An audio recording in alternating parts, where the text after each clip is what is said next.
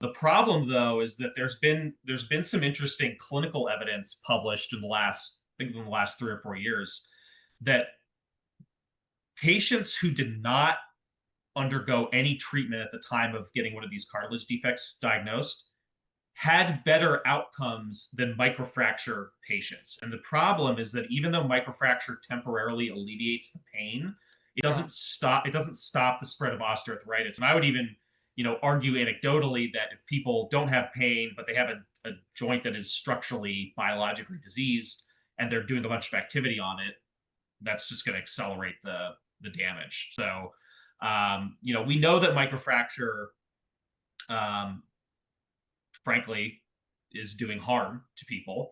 And if in the last couple of years at any of the sports medicine society conferences, it's all the surgeons can talk about is we need to do something else. And patients, I think it's also interesting. Unlike a lot of areas of medicine, patients are very highly educated, about orthopedics. People will, Mhm. because again, it just to put it bluntly, if you have a heart attack and you need to have like, one of the arteries in your heart stented, you're not going to shop around for a cardiologist probably. Maybe there's a Mhm. small percentage of people that are going to do that, but I think most people are not going to do that, right? But in orthopedics and especially in sports medicine, where okay, my knee hurts, I can't run as much, but like I've got time to research, what are the best sports medicine surgeons, in my area. Maybe I'm a train ride away from the next city. Who are the good sports medicine surgeons there if I'm really willing to travel? These are literally stories I hear from people. Oh, no, that makes Um, sense.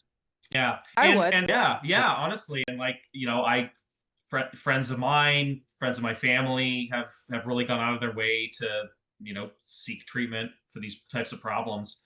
And we have, in addition to our email, we just have like an info@nano.com account kind of set up as a catch-all email address.